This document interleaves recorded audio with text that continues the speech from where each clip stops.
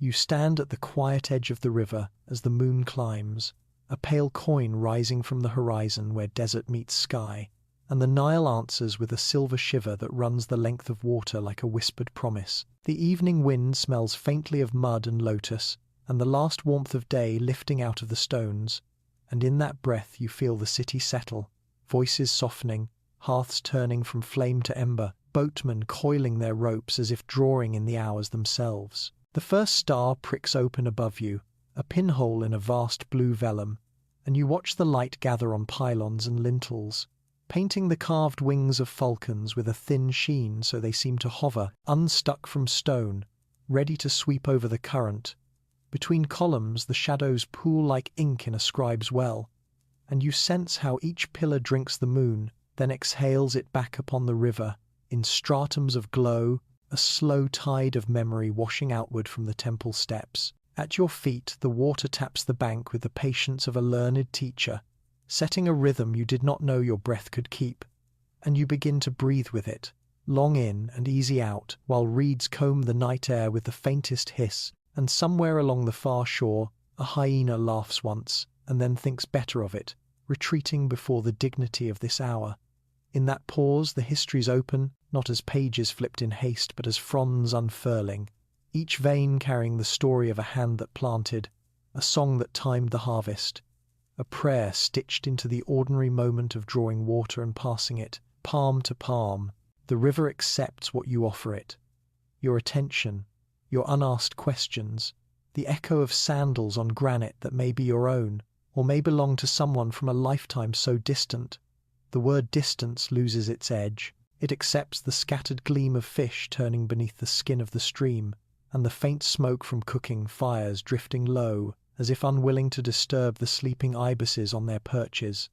It accepts the moon itself, duplicates it, then sends it travelling in broken mirrors downstream to the next curve, the next village, the next child who will look up and think a god has dropped a small lamp into the world and left it afloat for company. In the near silence a barque slides by, its sail a pale triangle catching the night like a net catches minnows, and the helmsman leans into the tiller with a care learned from the fathers of his fathers, his voice carrying a one-note chant that steadies the crew and marks time as surely as any clepsydra. You watch the wake scribe brief lines on the surface, writing and erasing its own thoughts in the same instant, leaving behind only the sense that passing is also a kind of staying when the river witnesses you. The temples along the bank hold their faces to the light with an old habit of patience, mouths sealed in the courtesy of stone, and yet the longer you stand the more you hear, not in words but in textures, the grit of quarry dust that once powdered a worker's lips, the rasp of rope under calloused hands as obelisks rose, the click of beads at a priest's wrist, the papery sigh of a kite wheeling high above the courtyards where incense used to ribbon the air, and with each sound comes the understanding that the night is not empty but layered, thick as painted plaster, with blue for the sky, and gold for the gods, and black for the fecund silt that made bread of the earth. You trace the hieroglyphs with your eyes, those owls and reeds and waterlines, those seated men and striding kings, and imagine the scribe who wanted them to last, who wetted his brush and steadied his elbow against the wall to make the sign for life as carefully as a mother would arrange a blanket around a sleeping child. Perhaps he, too, stood where you are and let the lunar light wash across his knuckles, believing that what is written in the presence of this river will not easily be forgotten. The breeze lifts again, carrying the distant creak of a wooden wheel at a shadoof, the soft thump of a leather bucket, the sigh of water easing from river to channel, and you think of how the Nile rises and falls with a discipline the stars themselves admire, lifting boats and spirits and wheat stalks, laying down a quiet law of seasons that even kings bowed to. In that thought your shoulders rest, because here the night is not a dark to fear but a room to enter, where the ceiling is mapped with constellations, and the floor is the slow, unstinting passage of time made visible. Out on the midstream, a crocodile's brow breaks the surface, the brief geometry of a living ridge, and then vanishes, and the ripple it leaves hurries toward you as if bearing a message it cannot keep. When it meets the shore, it lays a cool hand across your ankles and departs, and you are left with a faint tingling, as if some small benediction has been delivered with neither pomp nor witnesses. Behind you, the sand gives slightly under your heel, and every footprint you make fills with moonlight before the breeze smooths it away, a polite reminder that this landscape is not a museum but a patient host that resets the table after each guest. You turn your head, and the skyline of pylons and palm crowns and rooflines arranges itself into a new sentence, one you will learn to read as the night lengthens.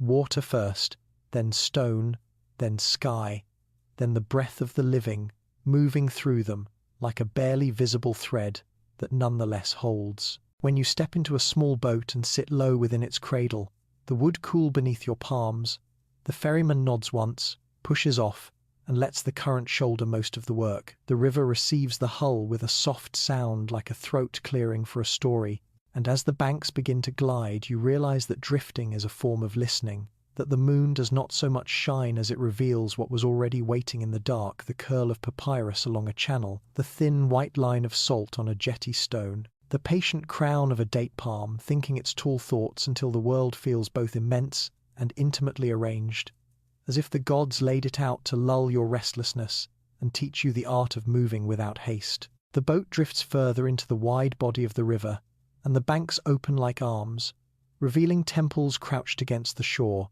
half veiled in shadow, half bathed in the pale liquid light of the moon. Their facades seem carved not only of stone but of silence itself, vast walls that rise without haste, carrying inscriptions upward toward the stars. The pylons lean into the night air, worn by centuries of dust storms, yet they stand as if the act of standing has become a prayer in its own right. Around them the palms bow lightly, as though paying respect, and the wind carries a coolness that smells faintly of cedar once burned in rituals long faded. The waters lap the stone steps leading up from the river, and each stroke of the current sounds like a hand brushing against the past, summoning voices that never fully leave. You sense that the temples, even in ruin, are not abandoned. They listen more than they speak, and in their listening they awaken. As the boat glides past, your eyes follow columns thick as tree trunks, each wrapped in carvings of lotus blooms and papyrus stalks, sculpted to remind the people of the abundance the Nile once promised year after year. Under the moonlight, the figures carved in procession, the gods with falcon heads, jackal faces, lioness eyes seem to tilt their gaze, no longer inert, but watchful, luminous. The deeper you look, the more the silence thickens, until it is no longer absence but presence, the gathered hush of countless prayers spoken in voices you cannot hear, yet somehow feel pressing against your skin like cool linen. In those prayers live the hopes of harvest, the pleas for protection, the yearning for the departed to cross safely into the afterlife. The temples, motionless in stone, awaken through these invisible echoes. Your boatman dips his oar again, and the ripples carry faint glimmers of reflected walls outward, as though the temple were casting its memory onto the water's surface. In that shimmer, you imagine priests filing out in slow rhythm, their white linen robes catching the light of oil lamps, their chants moving like a tide that sought not to disturb but to harmonize with the eternal order. You picture offerings laid upon altars, bread shaped from the first wheat, figs split open to release sweetness, jars of wine sealed with wax, and above it all, the curling smoke of incense rising to meet the night sky. Even the walls themselves, covered in painted reliefs, would have glowed beneath torchlight, each pigment chosen not for beauty alone, but for sacred meaning, blue for heaven, green for rebirth, red for the pulse of life, gold for the flesh of gods. Though centuries have washed those colors pale, in this moment the moon restores them, as if reminding you that nothing sacred truly vanishes. It only waits for the right gaze to bring it forth again. The hush deepens as the boat drifts closer to one temple that juts further into the river, its base darkened by the steady caress of water. The crocodiles that once guarded these banks seem absent, but the silence they commanded lingers, and the stones themselves radiate a patience, as if they have grown accustomed to waiting for the return of worshippers who will never arrive. You feel an unease that is not fear but reverence, the kind a traveller feels upon stepping into a vast hall where whispers carry too far, where even the sound of sandals brushing against stone is too loud. It is then that you notice how the moonlight seems to pool on the ground like spilled milk, and in its glow, the reliefs shift again. A king smites an enemy, a goddess lifts her arms in blessing, a falcon spreads its wings wide enough to enfold the entire horizon. Each image awakens, not in movement, but in meaning, like a story retold through silence alone. The temples are not ruins here in the night, they are thresholds. The air around them feels thicker, as if drawn from a different age, carrying with it a rhythm not of hours, but of dynasties. Standing statues gaze over the river with eyes worn smooth, yet their posture is steady, and you understand they do not look at you but through you, across the centuries, keeping vigil over a people who once trusted them with the weight of existence.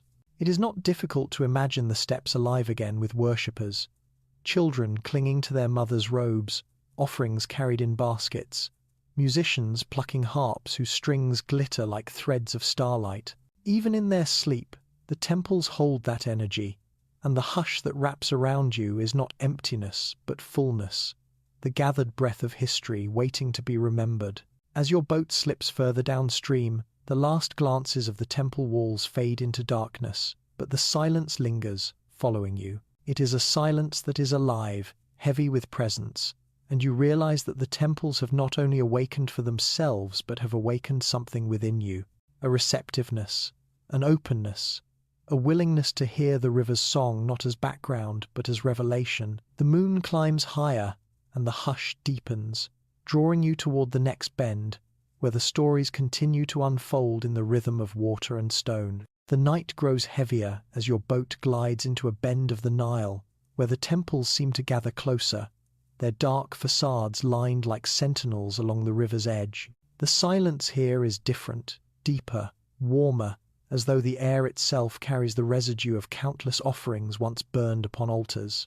You imagine the slow rhythm of ceremonial footsteps echoing within columned halls, the faint shimmer of flames kept alive for centuries by hands both steady and trembling. The eternal fires of the priests were not only flames of light but flames of order, believed to keep chaos at bay, believed to keep the universe from unraveling into night without return. Even now, the stones seem to remember that fire, their surfaces still holding a whisper of warmth beneath the cool hand of moonlight. You can almost see them, the priests moving in long lines, linen robes brushing against their ankles, skin anointed with oils scented of myrrh and lotus. Their heads are shaved in devotion, their eyes cast downward in humility, yet their voices rise with the force of something beyond mortal scale. Chants woven in measured cadence resound against the towering walls, so disciplined in tone that the sound becomes indistinguishable from the pulse of the river outside. They pour libations upon the ground,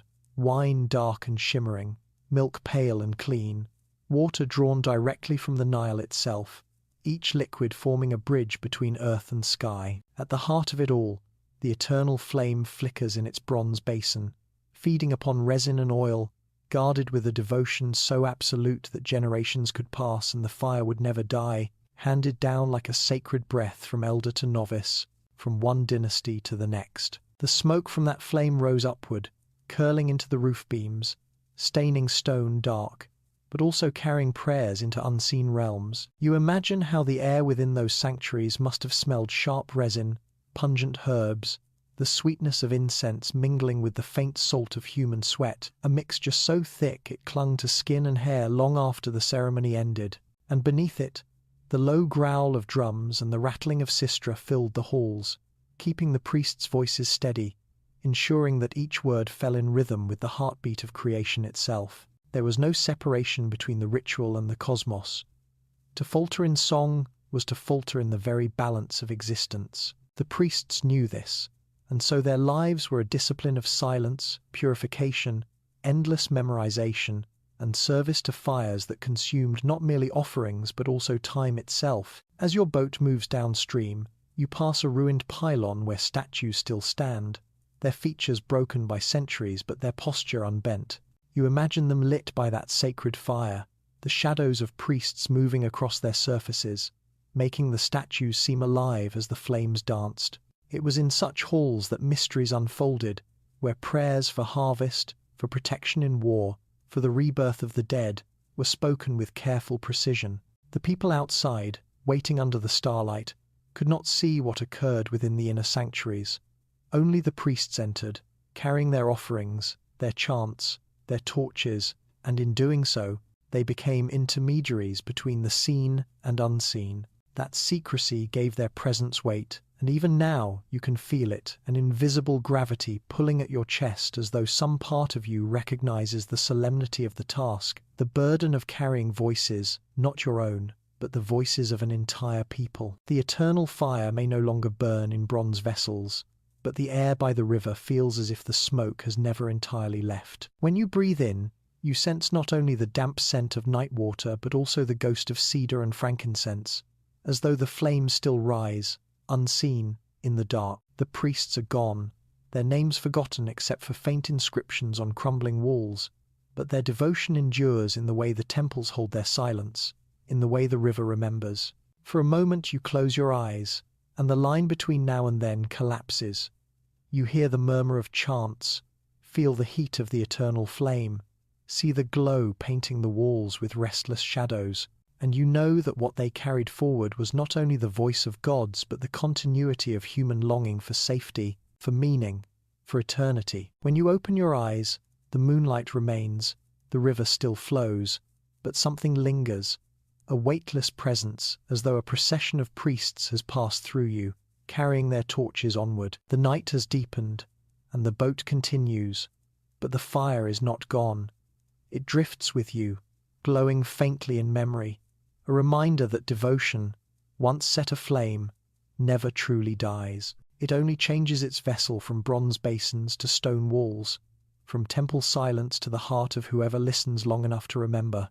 The river bends again, and in the widening dark you see them rise, statues of colossal kings, their faces smooth with time yet immense in presence, seated with backs straight and hands resting upon their knees as if surveying eternity itself. They loom above the water, their silhouettes crowned with the twin emblems of Upper and Lower Egypt, the moonlight wrapping their shoulders in a pale cloak. These figures, carved in stone so heavy it seems impossible they were ever moved, bear no voice now, yet you feel that if the night quieted even further, you might hear their whispers carried through cracks in the granite. For each pharaoh left behind not only monuments but fragments of desire, of ambition, of fear of being forgotten.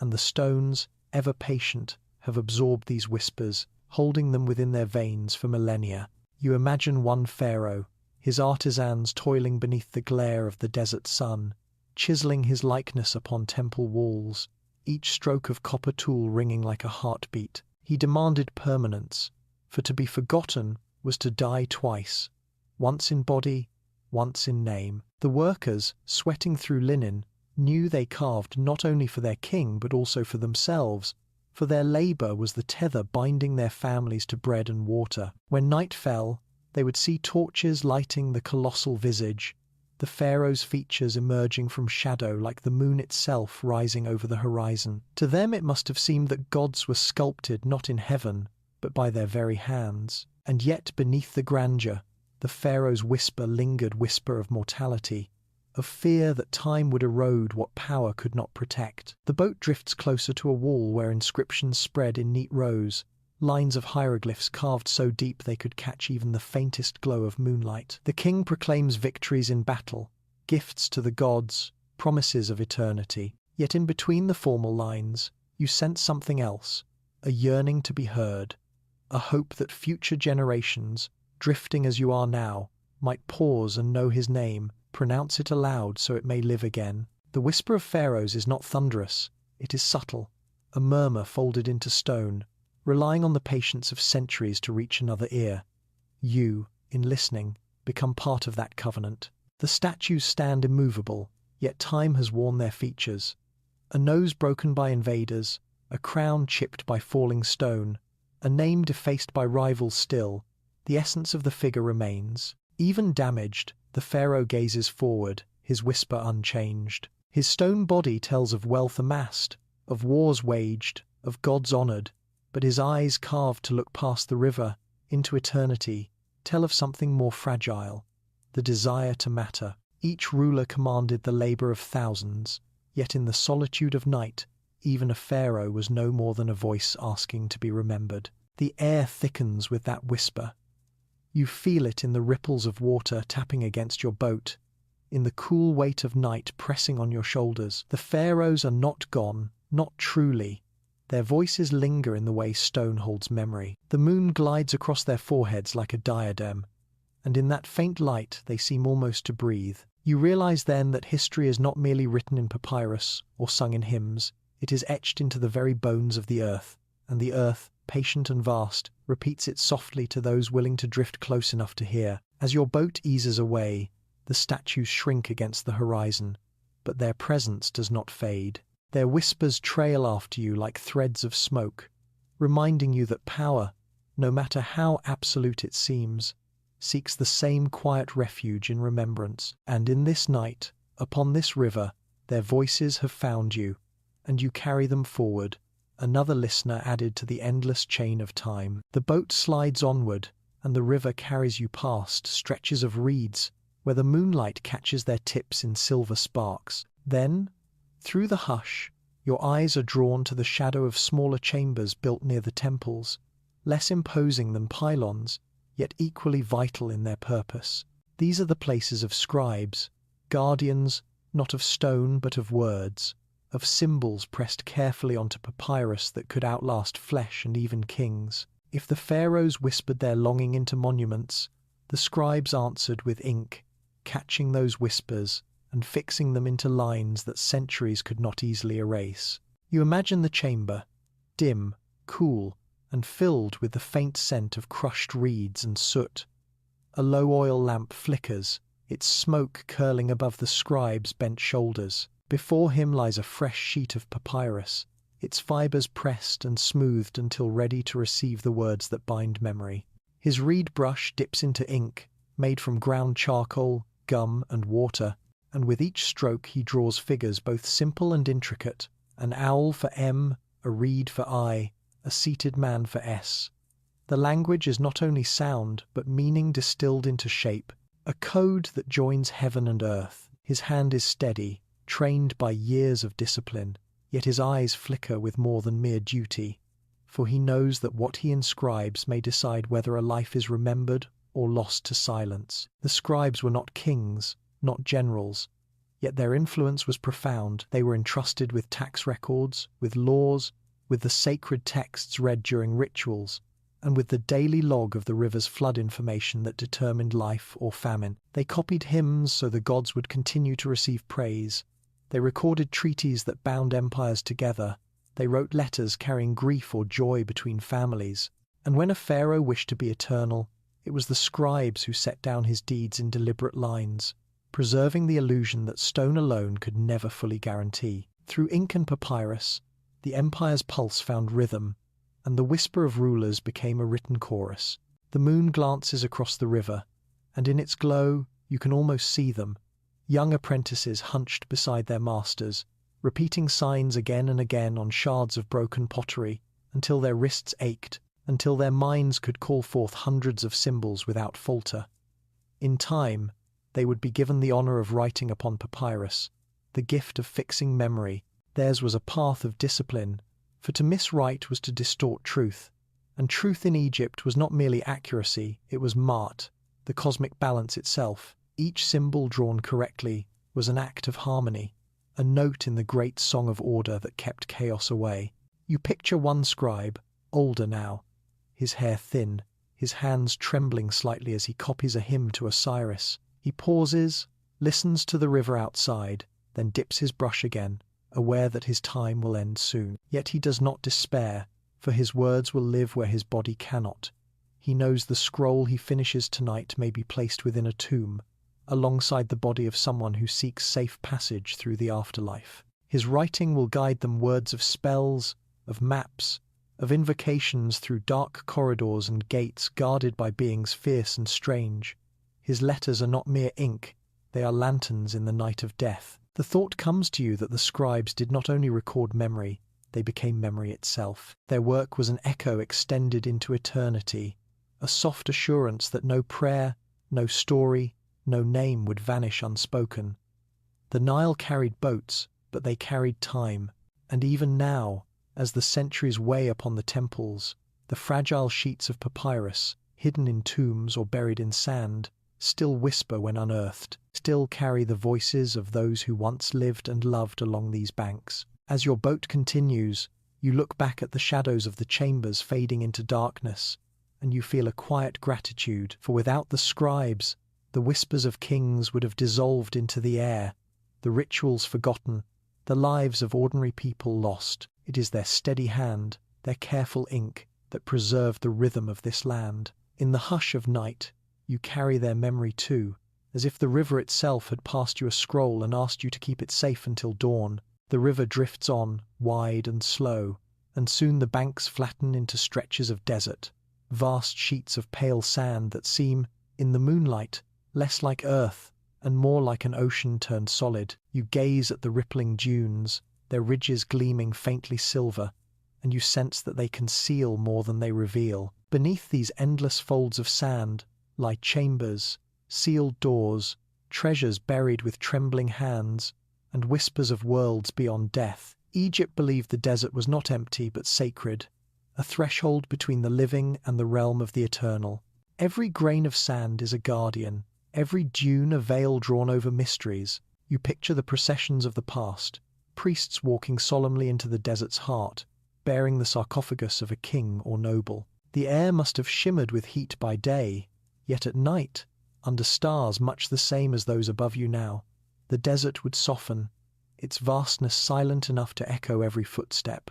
Torches bobbed in the dark, a line of flickering lights weaving toward the tomb cut deep into rock or hidden beneath stone pyramids. There, rituals of protection unfolded, chants murmured, amulets placed upon the body, words spoken to bind the soul's journey. And when the stone doors were finally sealed, the desert took on its task of concealment, swallowing the passageways until even memory blurred.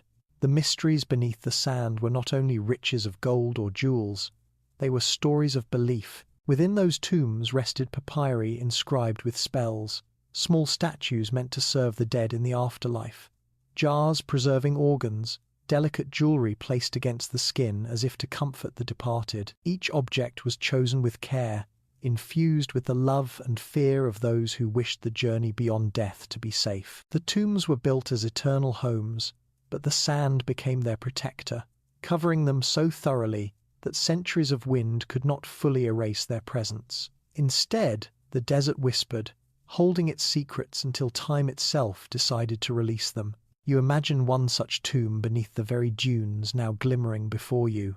Perhaps it belongs to a scribe who copied spells of resurrection, now resting among the very words he once inscribed. Perhaps it holds a queen whose eyes once shone with kohl, and whose laughter echoed in palace halls. Perhaps it shelters a child, tenderly placed with toys carved from ivory and painted with colours still vivid. These are not ruins to mourn, but promises of continuity, as if the desert itself pledged to return their voices one day when ears were ready to listen again. The river hums gently against your boat as your thoughts sink into that buried world. You sense how fragile human life is, yet how determined people were to defy impermanence. They built chambers where ceilings were painted with constellations, floors lined with hieroglyphs, describing gates and guardians of the underworld. They imagined trials for the soul, weighing the heart against the feather of truth, passing through fires, facing questions that demanded perfect answers. Death, to them, was not silence, but a vast journey requiring preparation, courage, and guidance. The sand was not an end, but a curtain. The night wind lifts across the desert, carrying with it a faint hiss like voices murmuring in chorus. Perhaps it is only air moving over dunes, but to your ears it feels like the whisper of those buried below, reminding you that they are not gone. Their names may rest hidden, their treasures still cradled in darkness, but their presence endures, stitched into the fabric of the landscape. Each shift of sand uncovers, in imagination if not in fact, a story waiting to rise. As your boat passes beyond the desert stretch, you look back and feel the weight of all that lies concealed. The mysteries beneath the sand do not belong only to kings, they belong to every life that once trusted the river, the gods, and the promise of eternity. And though you cannot see their tombs, you carry their presence, the sense that just below the surface of silence lies an entire world, sleeping, patient, and eternal. The current slackens, and the Nile widens into a calm expanse, its surface reflecting the sky so perfectly that stars seem to swim in the water alongside fish. The night is hushed, yet in that hush comes a rhythm, subtle at first, then clearer as your ears adjust the songs of the river. They are not sung by a single voice but by many.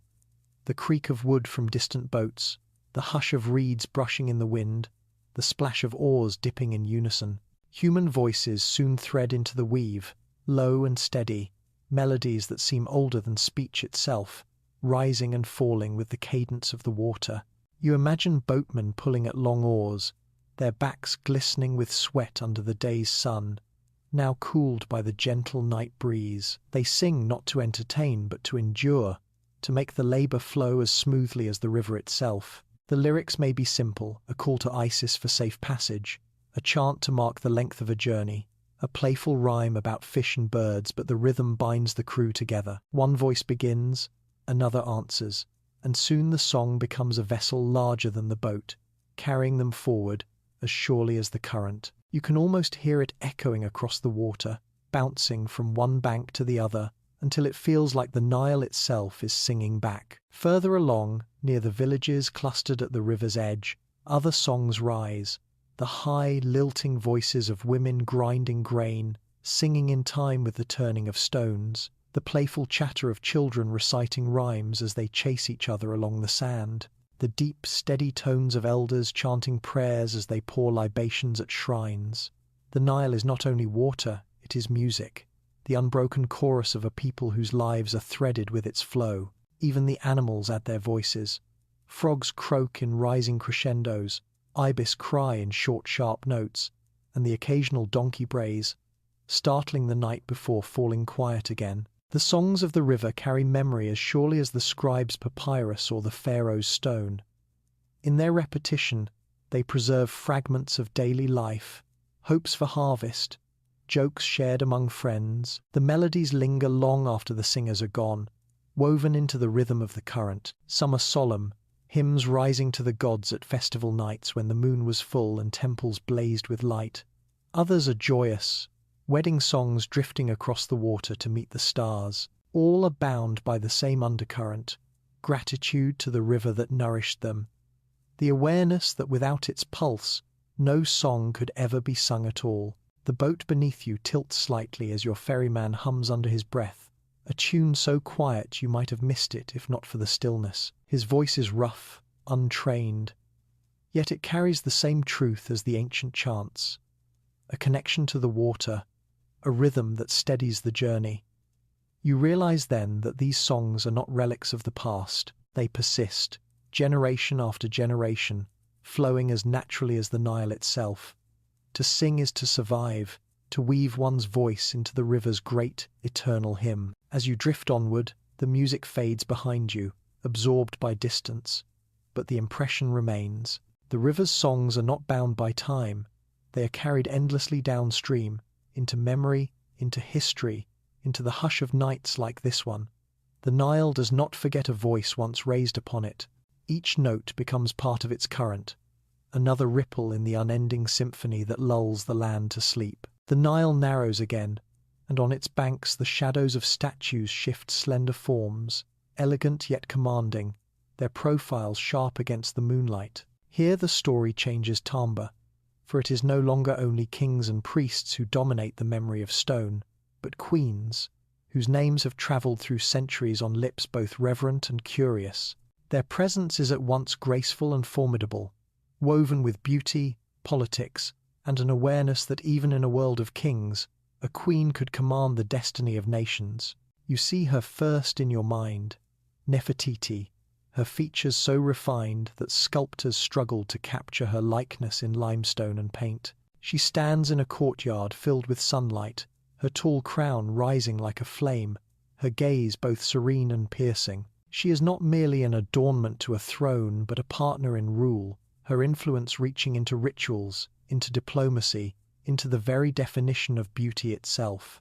Her name means The beautiful one has come, and yet beneath that beauty lay an intellect that shaped religion alongside her husband, raising the image of Aten, the sun disk, into supreme divinity. The hush of the river seems to glow with her radiance, as if her memory still casts long beams across the water. Further downstream, another figure emerges from the veil of centuries. Hatshepsut, the queen who would not accept invisibility. She claimed the double crown of kingship, commissioning temples and obelisks that reached for the sky, carving her image in the form of a pharaoh with false beard and masculine posture, yet never erasing the truth of her femininity. She ruled for decades, bringing prosperity and trade, sending ships down the Red Sea to lands rich with incense and ivory. The sand has buried many of her achievements, but the stone walls still whisper her defiance, her grace transfigured into strength. The river remembers her as the queen who dared to stand among kings, unbending as granite. And then, Cleopatra, last of the pharaohs, whose story drifts across the centuries like perfume.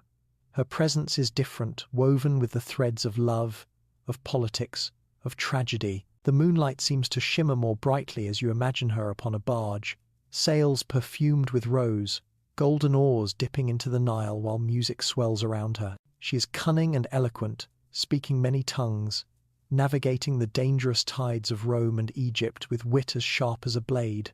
To her people, she was more than a ruler. She was the embodiment of a land caught between survival and conquest. Though history often paints her through the eyes of her lovers, the river knows better. It remembers her as a queen who held her nation's fate in delicate but unyielding hands, who stood in dignity even as empires closed in. As your boat drifts past a cluster of ruins where statues of women stand tall despite broken features, you feel how these queens embody more than power. They embody resilience. They carried beauty not as ornament but as weapon, grace not as softness but as force. They moved within the world of kings and yet left shadows longer than many of the men beside them.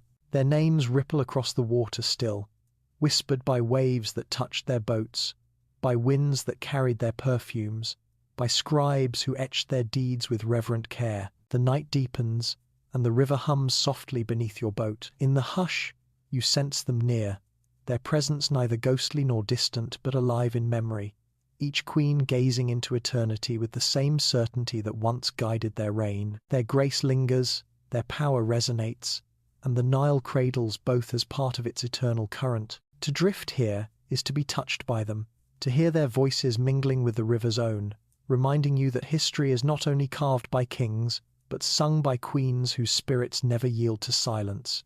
The boat glides into a stretch of river where the banks rise higher, and in the distance, a new silhouette emerges, sharp and unmistakable. Against the silver glow of the moon, triangular forms pierce the horizon pyramids, their slopes rising from desert floor to star-dotted sky, immense and solemn, as if the earth itself had grown bones of stone. They stand aloof, yet not cold, their presence both austere and strangely comforting, like mountains built by human hands. In the stillness of night, they seem less monuments than living entities, guardians of time whose breath is the slow drift of sand across their bases. The horizon itself bends around them, as if compelled to honor their immensity. You imagine their construction, the endless procession of laborers under the punishing sun, the grinding of sledges across wooden rollers, the chants that kept rhythm as stones the size of houses were hauled inch by inch into place. Thousands of hands bled,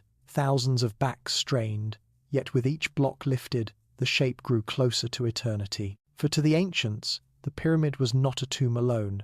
It was a ladder to the heavens, a structure through which the soul of the king could ascend, guided by geometry that aligned with constellations. The sharp point of each pyramid seemed to pierce the celestial sphere, fixing itself among the stars, ensuring the pharaoh's place among the gods. Under moonlight, their sides no longer gleam with the polished casing stones that once made them shine like mirrors of the Sunday. Yet even in their weathered state, they radiate purpose. You can almost see the reflection of torchlight upon smooth limestone centuries ago, the glow so bright it must have appeared as if a second sun had risen from the desert floor. Travelers approaching from afar would have seen them long before the river or the city, the pyramids proclaiming Egypt's strength without the need for words. They were not only tombs, they were declarations, testaments in stone that said, "We will last, even when flesh does not." As your boat drifts closer, the vastness of the structures presses upon you. Their bases sprawl wider than fields, their apexes vanish into the dark, and you sense the intention behind every angle, every alignment. These were not random constructions, they were cosmic diagrams, laid out to mirror Orion's belt, to mark solstices, to bind earth and sky together in one eternal conversation. The very weight of the stones was a prayer, their permanence a hymn without sound. You realize then that the pyramids are not simply graves but engines of remembrance, built to ensure that a name would be spoken as long as their shadow touched the desert. The hush of the river deepens as you pass, as though the pyramids demand silence, their magnitude too immense for chatter. You imagine the funerary processions that once approached priests in linen, carrying sacred vessels, musicians playing flutes and drums, mourners wailing their grief in choreographed ritual. At the foot of the pyramid, torches blazed, casting giant shadows upward, so that even the gods in the heavens would take notice. And when the king's body entered the passageway, sealed with stone after stone, the pyramid closed around him like an embrace, turning into a vessel that would carry his spirit into eternity. Now, centuries later, those corridors lie silent, some broken into by seekers of treasure, others still hidden, their walls painted with stars and gods, their air thick with dust untouched by living breath for millennia. The pyramids endure, rising above the shifting dunes, outlasting dynasties and conquerors, their slopes weathered but their essence unbroken. The river, in its patient flow, mirrors them, always moving, yet always returning, eternal in its cycle. Together, river and pyramid form the pulse of Egypt. One fluid, one fixed, one whispering, one silent, both unending. As the horizon tilts and the pyramids fade into distance, you feel a strange peace. They are not threatening, but steady, reminders that humanity once reached beyond its fragile span of years and touched something vast. The pyramids are not merely monuments of stone, but anchors of time, standing at the edge of the desert and the river, binding the living to the eternal. And as your boat drifts onward, you carry their shadow with you, a silent geometry that lingers in the mind long after the structures vanish from sight. The river quiets again, its surface black as obsidian, and in that stillness the temples and tombs seem to fade into another realm, where figures stranger and more luminous stir at the edge of vision. The Egyptians saw the divine everywhere in the falcon's flight, in the cat's watchful stillness, in the jackal's tread along the sand. And so their gods appeared, not in human likeness alone, but as beings woven from man and beast, embodiments of powers too vast to be contained in a single shape. As your boat glides forward, you sense their presence on the banks, carved in reliefs, painted on walls, etched into memory. Gods whose faces are of animals, whose bodies are human, whose very forms blur the line between the ordinary and the eternal. First comes Horus, falcon-headed, his eyes sharp as the sun, the curve of his beak etched against the sky. Protector of kingship, his gaze was said to be the very horizon itself. One eye, the sun, the other the moon, both watching over the Nile's endless passage. In moonlight, you imagine his wings spread across the river, steadying boats, guiding pharaohs through war and triumph.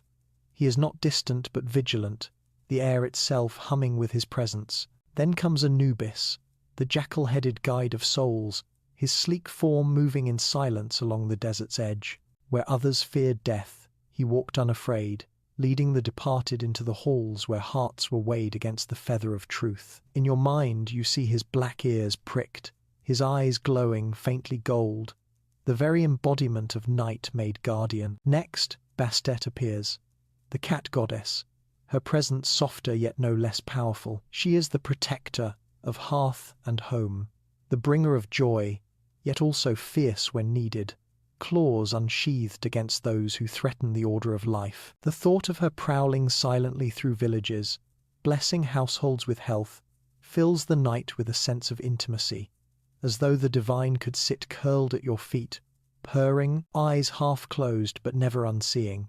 Then Thoth, ibis-headed, scribe of the gods, patron of wisdom and writing, drifts into vision. His long beak glints like silver in the moonlight.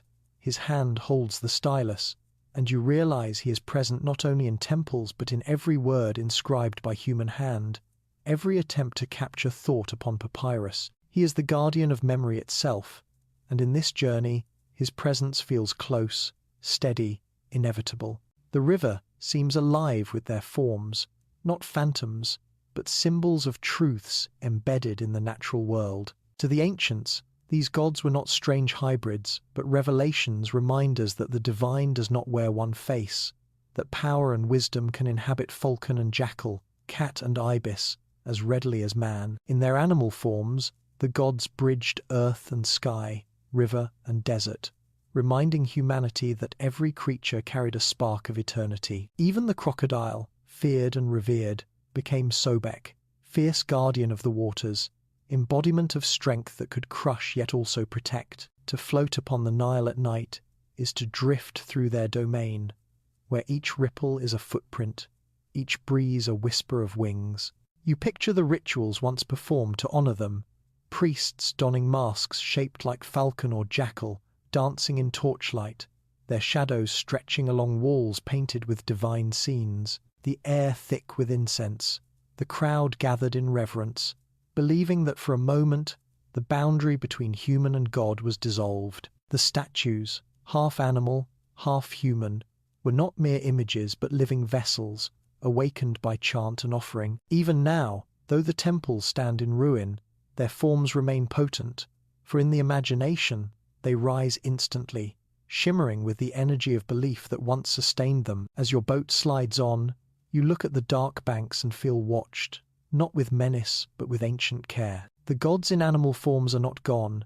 They reside in every falcon that wheels above the desert, in every cat that pads softly through a village, in every jackal that howls on the edge of night. They are guardians of a world where nature and spirit were never divided, where the sacred was woven into feather, fur, and fang. The river cradles this truth, carrying it forward, so that even now, in the hush of moonlight, you sense their presence beside you, eternal, watchful, and unbroken. The night softens as your boat approaches a bend where the glow of small fires flickers along the shore. Here, the solemnity of temples and the grandeur of pyramids give way to something more intimate, the bustle of a village market, settling into its evening rhythm. Though the hour is late, the banks still hum with life, and the river carries their sounds to you like threads of a tapestry woven from ordinary joy. The marketplace is no less sacred than the temple, for it is where life itself exchanged hands, grain for fish, cloth for pottery, stories for laughter. You can almost smell it before you see it. The mingled aroma of roasting bread, sizzling fish fresh from the river, spices warming in clay bowls. The air is thick with the sweetness of dates piled high on reed mats, the sharp tang of onions and garlic, the earthy fragrance of lentils and chickpeas measured into baskets. Merchants call out their wares, voices rising above the din, some smooth and persuasive, others playful, coaxing buyers with promises of abundance. Children weave between stalls, their laughter mingling with the bray of donkeys tethered to wooden posts. The marketplace is alive, every sound and scent layered upon another, until it forms its own kind of music, vibrant and unending. In the flicker of firelight, faces emerge, women balancing jars on their heads, their veils glowing faintly in the glow, men squatting beside heaps of grain, running their hands through it to show its richness, artisans arranging necklaces of faience beads, their colors catching the moonlight like small fragments of sky. There are farmers selling figs and melons, fishermen with nets still damp, potters whose hands are stained with clay, all gathered by the river that gave them sustenance. Coins clink, but barter remains common.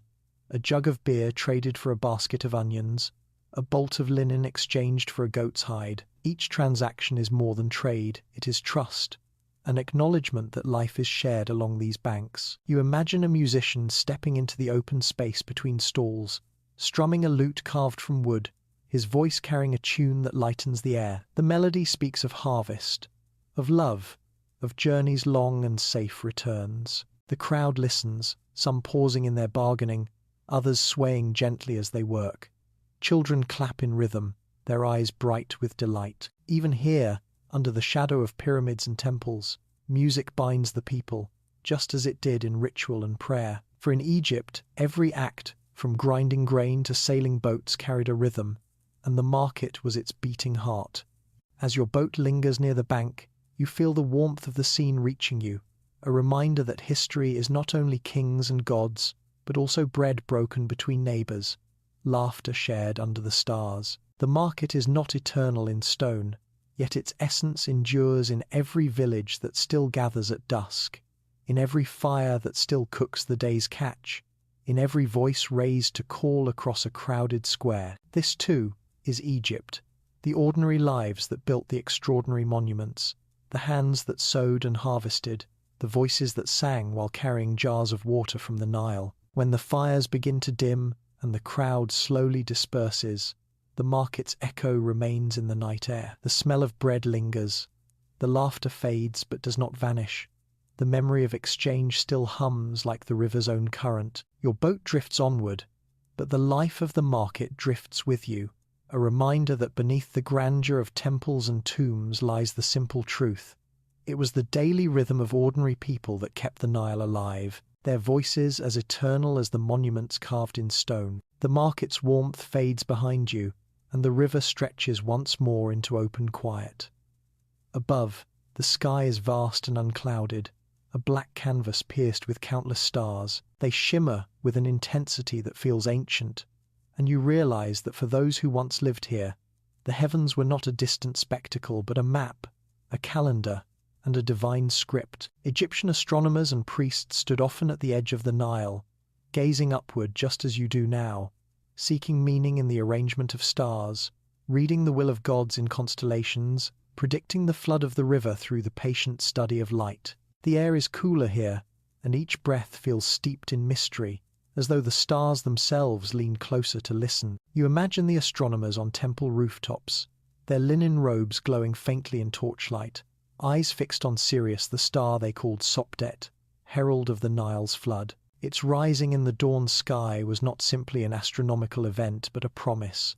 The waters would swell, fields would be renewed, life would return. With careful observation, they marked the days, building a calendar that synchronized earth and sky, ensuring planting and harvest would follow cosmic rhythm. Their calculations, written in neat hieroglyphs on papyrus, were both practical and sacred. To know the heavens was to preserve balance, to keep the land in harmony with the great order of Maat. But their eyes saw more than cycles of planting.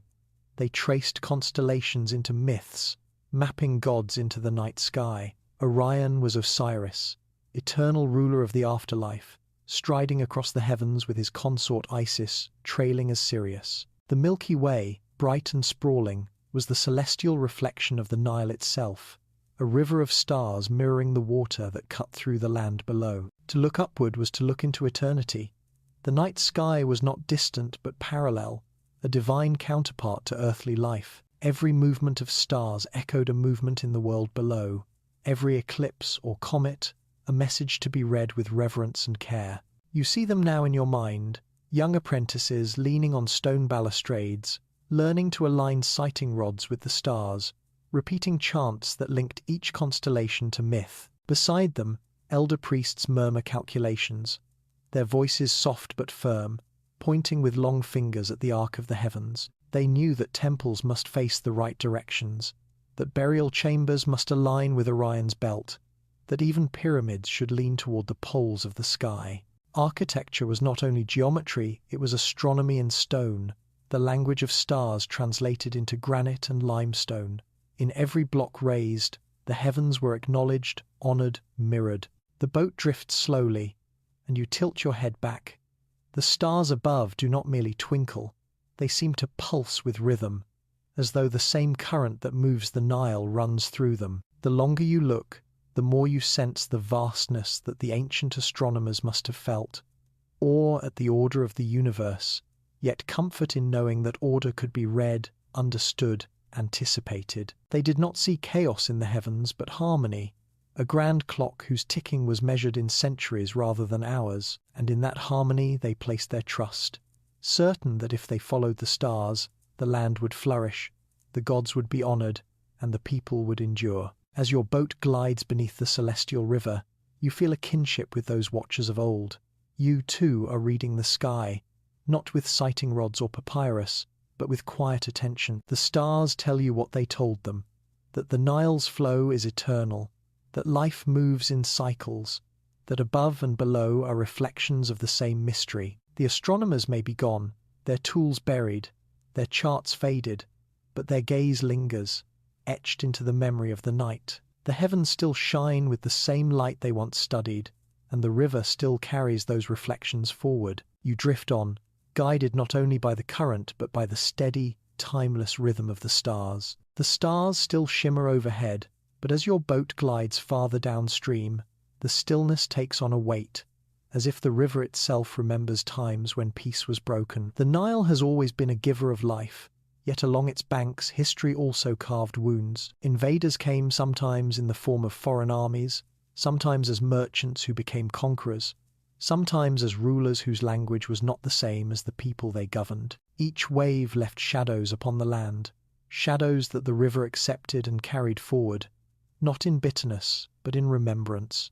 You imagine the first stirrings of intrusion, the Hyksos arriving with their horses and chariots, a technology unfamiliar to the Egyptians, slicing across desert paths with terrifying speed. They entered the delta and established their own rule, and though they were eventually driven out, their presence lingered in memory, a reminder that Egypt, for all its temples and gods, was not untouchable. Later came the Persians, their banners unfurled against the desert wind, bringing with them new laws, new governors, and the heavy hand of empire. Then Alexander the Great, welcomed at first as liberator, crowned as pharaoh, but whose successors, the Ptolemies, spoke Greek while ruling the people of the Nile, and beyond them, the Romans, whose legions marched along the riverbanks, binding Egypt into a world empire far from its own heart. Each invader brought both violence and exchange. Wars left scars, but trade introduced new ideas, new art, new customs. The temples absorbed influences, columns carved in unfamiliar styles, gods given new names that mingled with their ancient ones. Isis found worshippers as far as Rome. Horus was mirrored in foreign myths. Even Cleopatra herself, last of the pharaohs, was both Egyptian queen and Greek sovereign, her life a fusion of worlds colliding. Yet beneath all the changes, the river remained. It did not resist nor favor.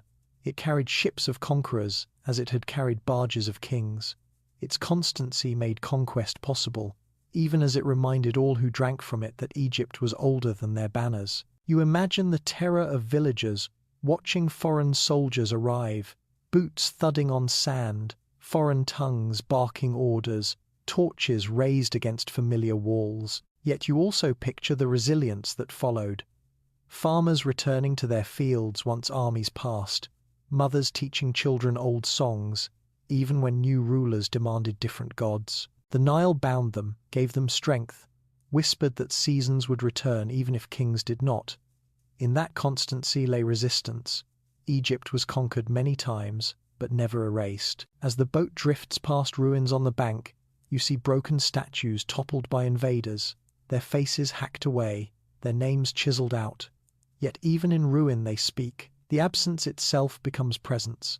The silence itself becomes story. These shadows are part of the land's memory, reminders that greatness attracts envy, that endurance requires more than stone. The night around you thickens, and you feel the weight of all those centuries pressing into the river's flow, the clash of bronze against bronze, the cries of the wounded, the silence of tombs plundered. Yet through it all, the Nile has kept its rhythm, carrying both victors and vanquished downstream, until time reduced their battles to whispers. The invaders are gone, their empires fallen, but the shadows they left remain folded into Egypt's memory. And as you float beneath the stars, you sense how even conquest could not extinguish the land's spirit. The river teaches that survival is not always triumph in battle, but persistence in the flow of life. The people endured, the temples endured, the songs endured. The shadows remind you that nothing is immune to change, but everything touched by the Nile becomes part of its eternal story. The moon climbs higher, pale and unyielding. as your boat moves into a stretch where the banks are quiet and bare. No torches burn, no markets hum, no music drifts across the water. Only ruins remain, broken columns leaning like weary shoulders, walls half swallowed by sand, statues crumbled until only fragments of feet cling to their pedestals. Here, the story of Egypt bends towards silence. The empire that once raised pyramids, commanded armies, and charted the stars began to fade, not with a single blow but with centuries of slow erosion, as steady and patient as the desert wind. You imagine the decline as a dusk that fell gradually. Grain shipments grew smaller, treasuries emptied, temples no longer glowed with fresh paint but cracked beneath neglect. Foreign rulers claimed crowns, yet devotion dimmed. Priests whispered their prayers to halls already echoing with absence. The Nile still rose and fell, faithful as ever, but the people had fewer hands to sow and harvest, fewer voices to sing hymns. Dynasties fractured, families of power turned inward, their disputes leaving the land vulnerable to stronger neighbors. The monuments stood tall, but within them the flame of ritual faltered, reduced to embers. Still, even in fading, there was resilience. Villages endured, farmers bent to the soil, mothers taught children the old stories by the light of clay lamps. A broken empire did not mean a broken people, yet the grandeur waned, the sweep of armies diminished, the vision of eternity dulled beneath layers of conquest and neglect. Rome absorbed Egypt, turning its temples into quarries, its gods into curiosities. The hieroglyphs fell silent as new languages took root. What had once been the voice of the divine became unreadable marks on stone, their meaning lost to time. The empire's breath slowed, its heartbeat softened, until it seemed to sleep beneath the sand. Your boat drifts past one such sleeping ruin, a temple half buried, its columns jutting out like ribs from a body long interred. The carvings are faint, their gods eroded, yet the shape endures. You imagine wind filling the empty halls where priests once chanted, dust lying thick where sacred fires once burned. The silence here is heavy, not empty but saturated with memory. It is the silence of endings, of grandeur surrendered to time. Yet there is also dignity in it, for the ruins do not collapse in shame, they rest, their presence softened but unforgotten. The fading of empire teaches that nothing endures unchanged. Even the mightiest vision, even the boldest monuments, must one day yield. But the Nile flows on, and with it, memory. The river does not weep for the empire's passing. It carries fragments of its greatness downstream, scattering them like seeds. Some grow again in stories told, in hieroglyphs deciphered, in statues lifted from sand by later hands. Others remain hidden, waiting for rediscovery. Fading is not erasure, but transformation. And in that truth lies a different kind of eternity. As you drift into deeper night, the ruins vanish behind you, yet their impression remains. The empire has faded, its voice a whisper beneath the sand, but the whisper is still there. It lingers in the hush of the river, in the faint outline of pyramids against the horizon, in the very air you breathe. What was once vast and commanding now lies quiet, but quiet does not mean gone. Egypt may have surrendered its empire, but it never surrendered its soul. That soul drifts with you now, softened by time but no less eternal, waiting for the river's final lullaby. The boat drifts into the deepest part of the night, when even the wind grows hushed, and the stars shine as if closer to the earth. The river widens here, spreading like a mirror that gathers every glimmer of moonlight and returns it in rippling silver. You lean into the quiet, and the Nile begins to sound less like water and more like breath, steady, calm, eternal. After all the temples and tombs, after queens and conquerors, after scribes and markets, only this remains. The river itself, flowing without haste, cradling every story that has ever touched its banks. You feel its presence not only as water, but as a living memory. The pharaohs whispered their desire for eternity into stone. The scribes pressed it into papyrus. The priests kept it alive in flame. The queens carried it in grace. The people sang it into their daily lives. Yet when those voices faded, the Nile held them all. It carries their echoes still, folded into its current, so that each ripple tells a fragment, Each eddy remembers a name. The river is not only Egypt's lifeblood, it is its lullaby, singing softly through centuries.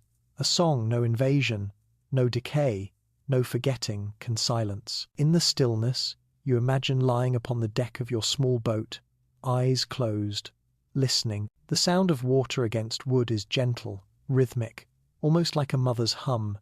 It rocks you with the patience of millennia, whispering that time need not be feared. For though empires rise and fall, though temples crumble and hieroglyphs vanish, the flow endures. The Nile does not rush, it waits. It carries the weight of history without strain, turning grief into calm, grandeur into memory, memory into song. It does not cling to past glories, but it does not forget them either. It teaches that eternity is not a monument, but a rhythm, a cycle, a lullaby that carries you toward rest. Above, the constellations gleam Orion striding across the sky, Sirius burning bright, the Milky Way arching like a celestial twin of the river itself. You realize then that to drift here is to lie between two rivers, one of water, one of stars, both flowing endlessly, both holding the reflection of eternity. The Egyptians understood this long ago, building pyramids to align with Orion, carving ceilings with painted skies. They knew that life and death alike were journeys carried upon these twin currents. Tonight, you too are carried, body upon water, soul upon starlight, cradled in the lullaby of a cosmos that has never ceased to sing. The ferryman says nothing, only guides the boat with the faintest pressure of his oar. He does not need words, for the river speaks more clearly than any tongue. Its song is older than language, older than kings. You listen, and it says, "Rest now, for all things return to me. Rest, for your voice, too, will join mine. Rest, for eternity is not far but already here, flowing beneath your hands." And as you surrender to that hush, eyes heavy, breath steady, you feel the Nile folding around you, not as a current, but as an embrace. The temples, the pyramids, the markets, the chants, they recede into dream, and only the lullaby remains. The river hums softly, a sound that is both water and time, both memory and promise. It carries you towards sleep as it has carried countless souls before, unhurried, unbroken, eternal. And in that gentle cradle, you drift, the last thought dissolving into silence, that the Nile itself is the keeper of dreams, the endless lullaby that will never cease to flow.